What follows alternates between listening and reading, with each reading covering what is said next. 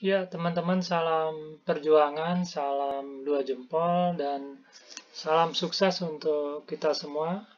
Video ini kembali akan membahas beberapa soal, terutama bagi teman-teman yang sedang berjuang untuk tes SKB CPNS Pamong Belajar.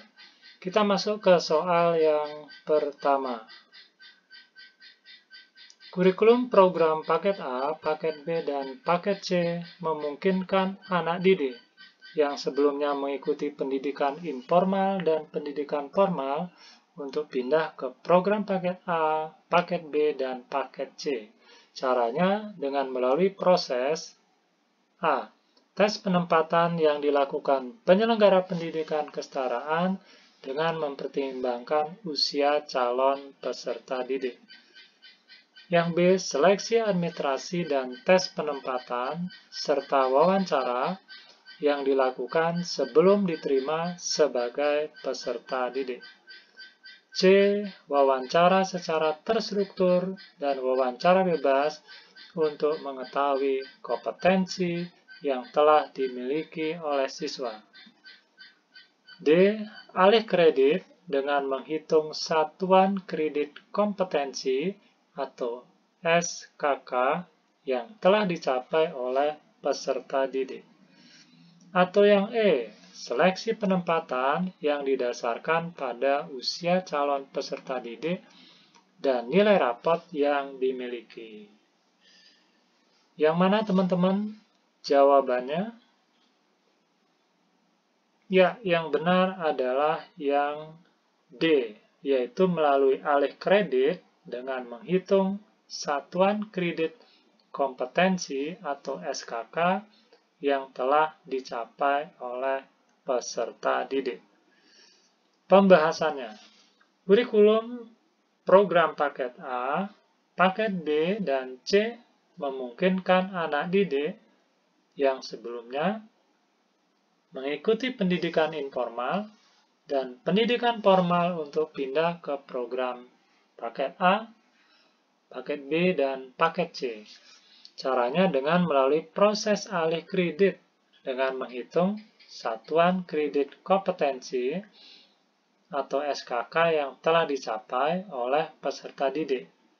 Dalam proses alih kredit ini harus mempertimbangkan daftar riwayat hidup, capaian hasil belajar berupa transkrip, daftar nilai, rapot, portofolio, dan sejenisnya. Apabila persyaratan belum memenuhi, maka anak didik perlu mengikuti tes penempatan yang memberikan pengakuan terhadap pembelajaran yang diperoleh secara mandiri dari pengalaman, pelatihan, dan profesi.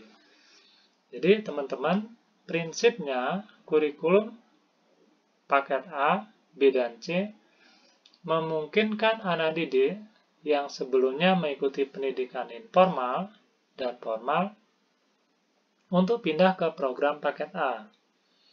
Caranya adalah 1. Melalui alih kredit dengan menghitung satuan kredit kompetensi atau SKK yang telah dicapai oleh peserta didik.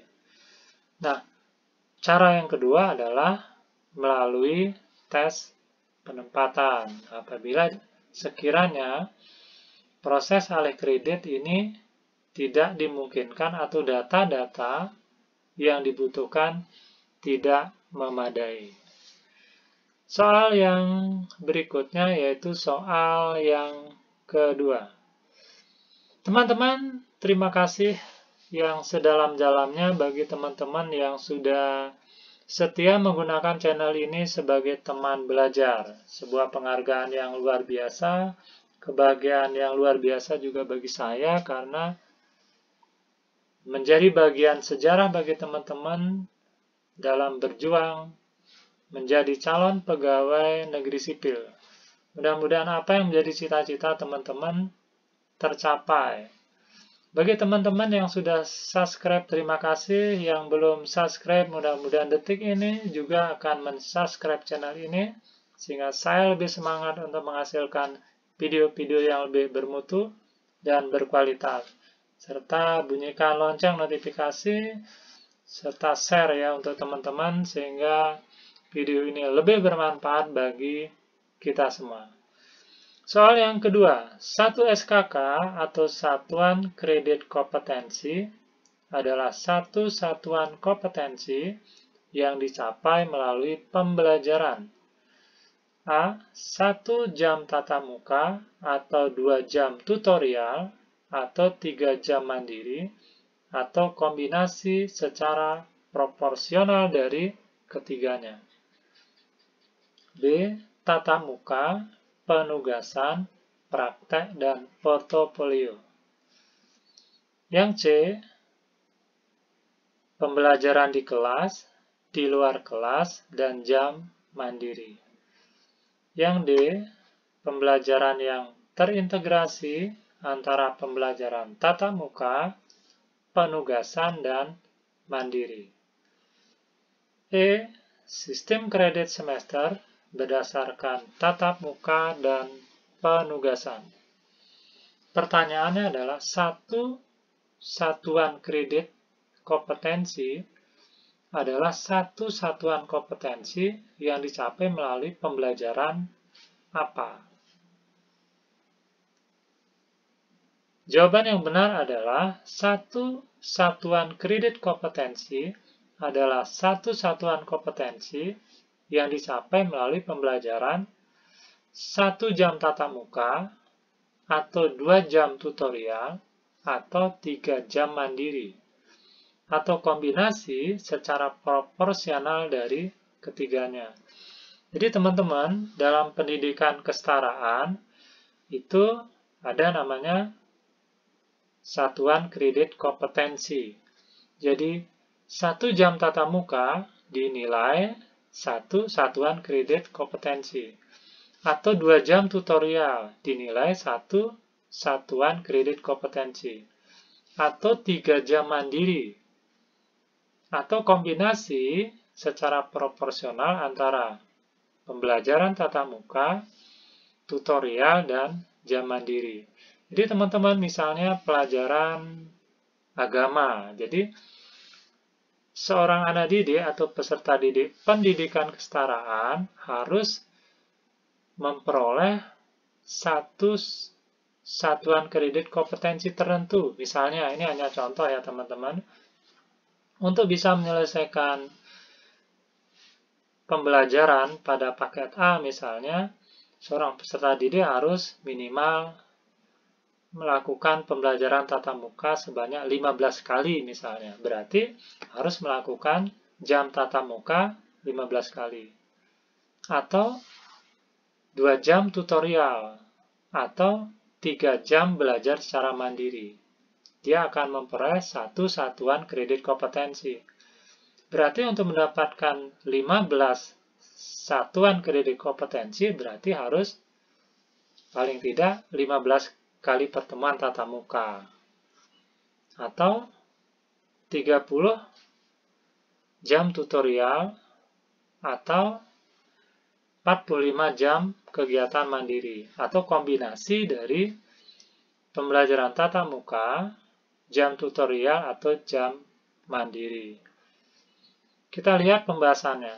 Beban belajar program paket A, paket B, dan C dinyatakan dalam satuan kredit kompetensi atau SKK yang menunjukkan bobot kompetensi yang harus dicapai oleh peserta didik dalam mengikuti program pembelajaran. Caranya bagaimana teman-teman? Baik melalui tatap muka, praktek keterampilan, atau kegiatan mandiri. 1 SKK dihitung berdasarkan pertimbangan muatan SK dan KD tiap mata pelajaran. SKK dapat digunakan untuk alih kredit kompetensi yang diperoleh dari jalur pendidikan informal, formal, kursus, keahlian, dan kegiatan mandiri. 1 SKK adalah satu satuan kompetensi yang dicapai melalui pembelajaran 1 jam tatap muka, 2 jam tutorial, atau 3 jam mandiri, atau kombinasi secara proporsional dari ketiganya. Nah, teman-teman, yang perlu juga kita ketahui adalah 1 jam tatap muka yang dimaksud adalah 1 jam pembelajaran, yaitu sama dengan 35 menit untuk paket A. Untuk SD berarti anak-anak, teman-teman ya. Kemudian 40 menit untuk paket B, untuk setara SMP. Dan 45 menit untuk paket C, setara SMA. Kita masuk ke soal yang ketiga.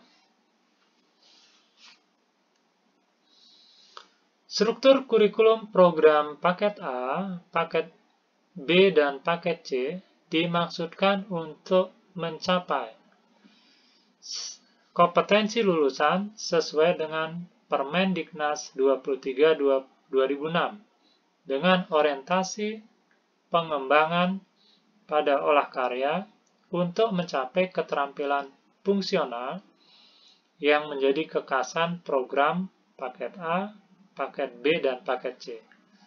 Standar kompetensi lulusan paket A adalah A. Memiliki keterampilan untuk memenuhi tuntutan dunia kerja. B. Memiliki keterampilan berwirausaha. C. Memiliki keterampilan untuk melanjutkan ke SMP atau MTS. D. Memiliki keterampilan untuk memenuhi kebutuhan hidup sehari-hari. Atau yang E, memiliki keterampilan adaptasi terhadap kehidupan sosial. Jadi kita ingat-ingat kembali ya teman-teman bahwa paket A itu setara dengan SD, paket B setara dengan SMP, paket C setara dengan SMA. Paket A ada 2 tingkatan, tingkatan 1, tingkatan 2. Kemudian paket B ada 2 tingkatan, yaitu tingkatan 3 dan 4. Kemudian paket C ada 2 tingkatan, yaitu tingkatan yang 5 dan 6. Nah, kompetensi lulusan paket A itu apa? Atau apa yang diharapkan dari lulusan paket A? Ya, jawaban yang benar adalah yang D, yaitu memiliki keterampilan untuk memenuhi kebutuhan hidup sehari-hari. Jadi, pembelajaran atau program paket A itu tujuan alumninya atau kompetensi lulusannya adalah agar peserta didik memiliki keterampilan untuk memenuhi kebutuhan hidup sehari-hari. Kita lihat pembahasannya. Struktur kurikulum program paket A, paket B, dan paket C dimaksudkan untuk mencapai standar kompetensi lulusan sesuai dengan Permendiknas 23/2006 dengan orientasi pengembangan olah karya untuk mencapai keterampilan fungsional yang menjadi kekasan program paket A, paket B, dan paket C. Jadi, program paket A, paket B, dan paket C itu orientasi pengembangannya adalah pada olah karya untuk mencapai keterampilan fungsional. Keterampilan fungsional itu apa, teman-teman? Keterampilan yang bisa diterapkan, kurang lebih seperti itu. Nah, untuk paket A, tujuannya atau kompetensi lulusan yang ingin dicapai adalah memiliki keterampilan untuk memenuhi kebutuhan hidup sehari-hari. Paket B, kompetensi lulusannya adalah memiliki keterampilan untuk memenuhi tuntutan dunia kerja. Sementara paket C untuk memiliki keterampilan berwirausaha. Nah, itu perbedaan ya teman-teman antara standar kompetensi lulusan antara paket A, paket B, dan paket C. Kita masuk ke soal yang keempat. Kegiatan tatap muka pendidikan kesetaraan merupakan kegiatan pembelajaran dalam interaksi langsung antara peserta didik dengan pendidik sebagai kegiatan tutorial untuk pendalaman materi yang sulit, penguatan motivasi dan peningkatan ketuntasan belajar, serta penilaian hasil belajar. Kegiatan tatap muka sangat menerapkan pendekatan titik-titik-titik. Jadi pertanyaannya, kegiatan tatap muka dalam pendidikan kesetaraan sangat menerapkan pendekatan titik-titik-titik. A. Andragogi. B. Pedagogi. C. Autodidak. D. Pembelajaran langsung. Atau E. Cooperative learning. Ya teman-teman, pada kesempatan ini saya juga ingin mengucapkan terima kasih ya kepada teman-teman yang mensupport dengan memberikan komen pada video-video sebelumnya. Jadi apabila teman-teman membutuhkan video-video yang sejenis guna mempersiapkan diri untuk tes sejenis seperti tes SKB Pamong Belajar atau CPNS, bisa teman-teman cari ya di video-video lain di channel ini. Teman-teman yang berikan semangat, terima kasih semangatnya pada komen-komennya. Kemudian ada juga teman yang ngomong, "Kak, ayo dong buat video baru." Nah, ini salah satu video barunya ya, teman-teman. Nah, video-video berikutnya ya akan terus saya buat dan didedikasikan untuk teman-teman yang berjuang untuk meraih mimpi dan cita-citanya. Teriring doa, mudah-mudahan sukses. Kegiatan tatap muka sangat menerapkan pendekatan titik-titik-titik. Boleh tebak ya teman-teman, andragogi, pedagogi, atau didak, pembelajaran langsung, atau cooperative learning. Ya, kita log ya jawabannya teman-teman. Yang mana? A, B, C, D, atau E. Ya, kita lihat jawabannya bersama-sama. Jadi, pada pendidikan kesetaraan, kegiatan tatap muka sangat menerapkan pendekatan andragogi. Kita ketahui ya teman-teman bahwa pendidikan andragogi atau pendekatan andragogi adalah pendekatan pembelajaran orang dewasa. Kalau pembelajaran pedagogi ini pembelajaran untuk anak-anak. Secara prinsip, mari kita lihat perbedaan antara pembelajaran atau pendidikan dengan pendekatan andragogi dan pedagogi. Ya, berarti teman-teman kalau besok keterima sebagai pamong belajar, apabila teman-teman mengadakan pembelajaran tatap muka, maka pendekatan yang digunakan adalah pendekatan pembelajaran andragogi atau orang dewasa. Kita lihat ya pembahasannya. Nah, cukup panjang nih pembahasannya. Perbedaan pembelajaran andragogi dan pedagogi. Yang pertama, dalam andragogi terdapat hubungan timbal balik di dalam transaksi belajar mengajar, di mana hubungan pengajar dan pelajar adalah hubungan yang saling membantu. Ya, jadi hubungannya timbal balik antara yang belajar dan yang mengajar, hubungannya adalah saling membantu. Sementara dalam pedagogi ya teman-teman, kita lihat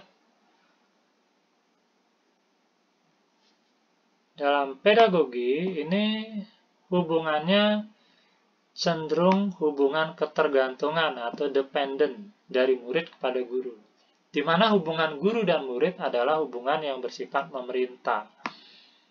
Ya, sementara kalau dalam andragogi hubungannya bersifat timbal balik dalam transaksi belajar mengajar, di mana pengajar dan yang belajar hubungannya saling membantu. Yang kedua, dalam andragogi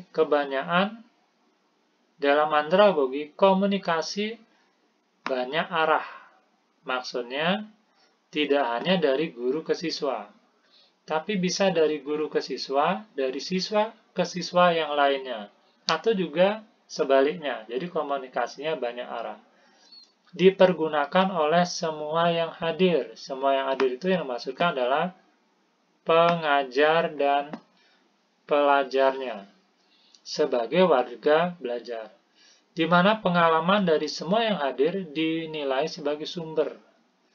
Jadi pengalaman, baik itu guru maupun peserta didik, adalah sumber untuk belajar. Jadi sumber belajarnya apa?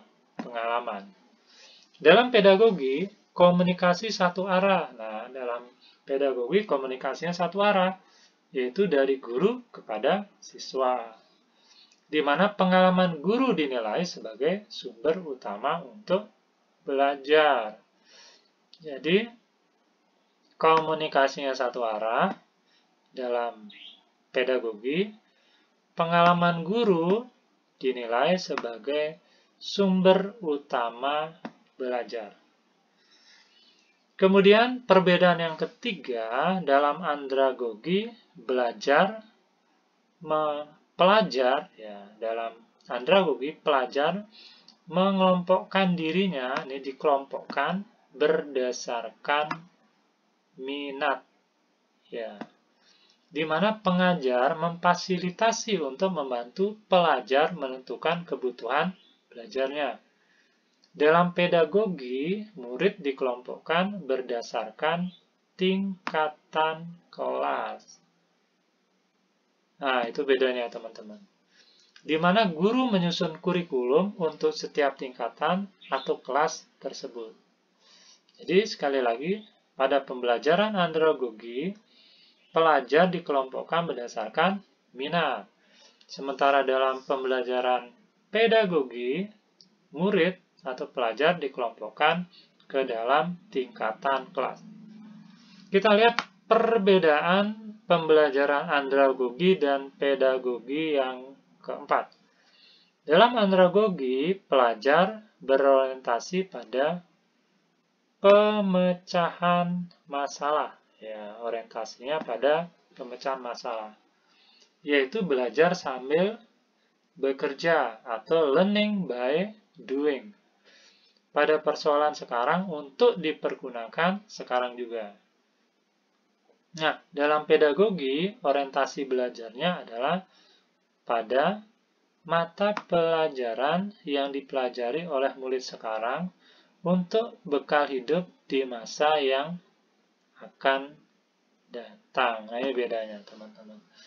Jadi, mata pelajaran dipelajari oleh murid sekarang untuk bekal hidup di masa datang.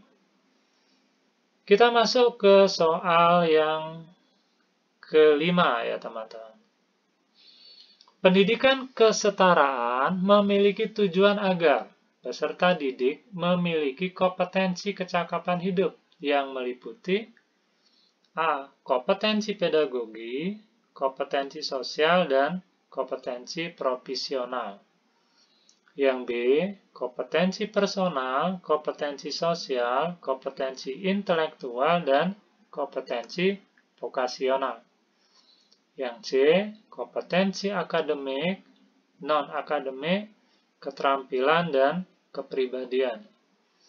Yang D, kompetensi keterampilan, ketakwaan kepada Tuhan Yang Maha Esa, dan pengetahuan. Atau yang E, kompetensi praktis, akademis, agama, sosial, dan budaya. Jadi pertanyaannya, pendidikan kesetaraan memiliki tujuan agar peserta didik memiliki kompetensi kecakapan hidup, meliputi yang mana teman-teman? Ya, jawaban yang benar adalah yang B, yaitu kompetensi personal, kompetensi sosial, kompetensi intelektual, dan kompetensi vokasional.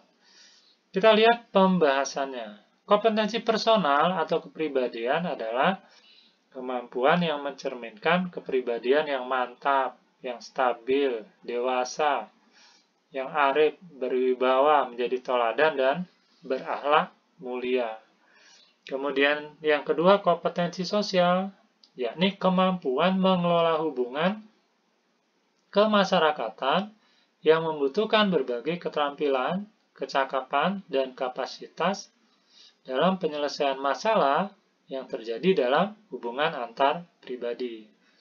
Yang ketiga adalah kompetensi intelektual, adalah karakter sikap dan perilaku atau kemauan dan kemampuan intelektual individu dapat berupa pengetahuan, keterampilan, pemahaman profesional, pemahaman kontekstual, dan lain-lain. Dan yang keempat adalah kompetensi vokasional, adalah kecakapan atau keterampilan praktis dalam satu bidang pekerjaan tertentu.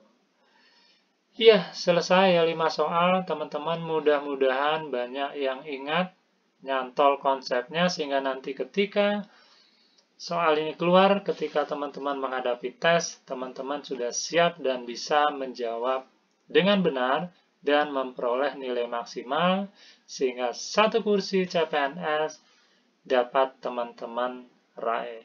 Terima kasih sudah menonton channel ini sampai akhir ya, menonton video ini sampai tuntas, tidak di skip. Mudah-mudahan sukses, sehat, semangat, berhasil, dan ya, doa terbaik bagi teman-teman dan kita semua agar apa yang menjadi cita-cita kita tercapai, terwujud, dengan tentunya selalu diiringi doa. Terima kasih sudah bergabung, sampai jumpa.